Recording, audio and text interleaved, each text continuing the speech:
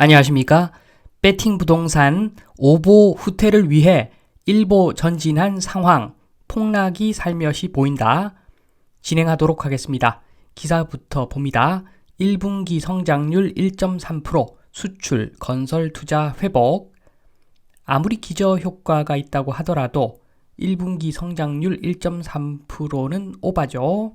4를 곱하면 5.2%인데 엄청난 숫자죠. 이게 나올 리가 없습니다. 지금 현재 수출이 좋다고는 하지만 내수 경기를 한번 보면은 요게 말이 사실은 되지 않는 숫자인데, 또 다른 뉴스 봅니다. 수출 회복 기준 변경에 1인당 GNI 껑충 수년 내에 4만 달러 간다, 이런 뉴스인데, 아시는 분 아시겠지만 GNI가 껑충 뛰어가지고 지금 갑작스럽게 엄청나게 올라갔습니다. 그래서 요거는 기준 변경, 말 그대로 기준 변경이라고 합니다. 그 요인이 제일 크다고 합니다. 그러니까 예전에 집계하던 방식하고는 달리 자동화, 전산화된 방식을 채택하면서 예전에 GNI에서 누락된 숫자들이 대거 들어오면서 요게 껑충 뛰었다, 이런 내용이죠. 그러면 좀 이해가 되실 겁니다. 지금 실제 상황하고 숫자하고 왜 그렇게 큰 차이가 나는가, 어느 정도는 여기서 이해가 됩니다. 그리고 숫자가 좋아지니까 GDP 대비 부채 비율이 줄어들었다고 합니다. 모수인, 분모인 GDP가 커지니까 가계부채 비율이 하락하는 거죠. 지난해 말 100% 넘었었는데 요거를 새로운 통계를 적용하니까 93.5%까지 내려가고, 국가 채무 비율도 50.4%에서 46.9%로 낮아졌다고 합니다. 그림 보시면 요런 거죠.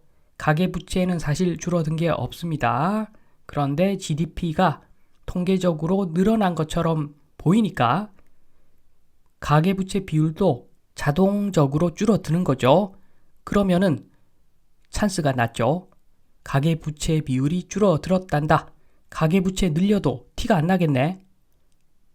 정부 입장에서 찬스가 난 것 같습니다. 그래서 또 다른 뉴스. 가계기업 대출 동반 증가. 경기 안 좋은데 괜찮나? 줄었다고 생각하시겠지만 지금 부채가 늘어나고 있습니다. 지금 보시면은 가계부채 여전히 늘어나고 있습니다. 증가하고 있습니다. 그리고 기업 부채는 더 가파르게 늘어나고 있는데 PF 대출도 한몫하는 것 같습니다. 연체된 이자에 대한 연체, 그것도 원금 증가 요인이 되는 거죠. 그래서 지금 상황은 여전히 부동산 공화국이라고 보시면 됩니다. 예전에 어떤 놈들이 물을 왕창 부어가지고 부동산 가격 엄청나게 올려놨는데 지금은 물이 슬슬 빠진다. 억울하다. 최소한 물 빠지는 양보다는 더 많이 부어라.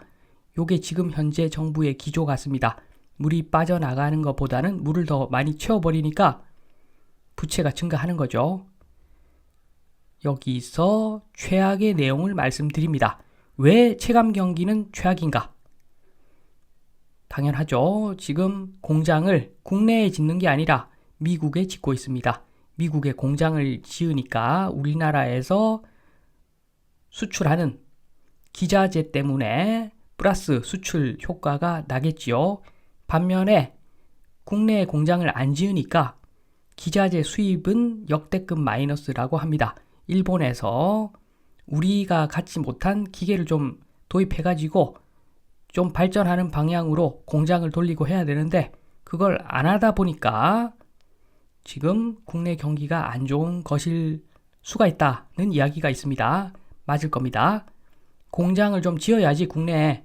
그러면 토목 플랜트, 건설 인력에서부터 기자재 다루는 사람까지 많은 사람들이 먹고 살죠. 돈도 돌아갑니다. 그런데 그걸 한국이 아니라 미국에서 하고 있으니까 미국 경기만 좋은 거죠. 그러면 이게 왜 최악인가? 단순히 그냥 해외여행 가서 수치가 안 좋아지고 이런 거하고는 차원이 다르죠. 지금 기자재 수입이라고 하는 것은 사실은 플러스가 나야 됩니다. 그러니까 수입을 많이 해야 된다는 거죠. 이게 일보 후퇴하고 오보 전진하는 방향입니다.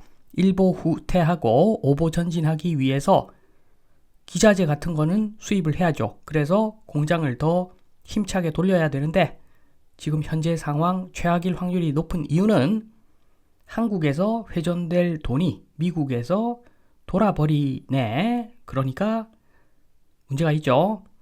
반면에 한국은 한반도는 오보 전진을 위한 일보 후퇴를 하지 않는 상황이죠. 거꾸로죠. 거꾸로입니다. 부동산만 보면은 오보 후퇴를 위해서 일보 전진하는 것 같습니다.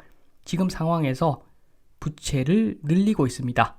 엄청난 폭락이 옵니다. 이런 식으로 운영을 하면은 엄청난 폭락이 오는데 거기다가 지금 공장도 안 짓고 있고 얼마나 큰 폭락을 지금 맞이하려고 이러고 있는지 걱정이 됩니다. 제발 지금 제가 말씀드린 이 내용이 좀 현실과 많이 동떨어진 이야기였으면 저도 좋겠습니다.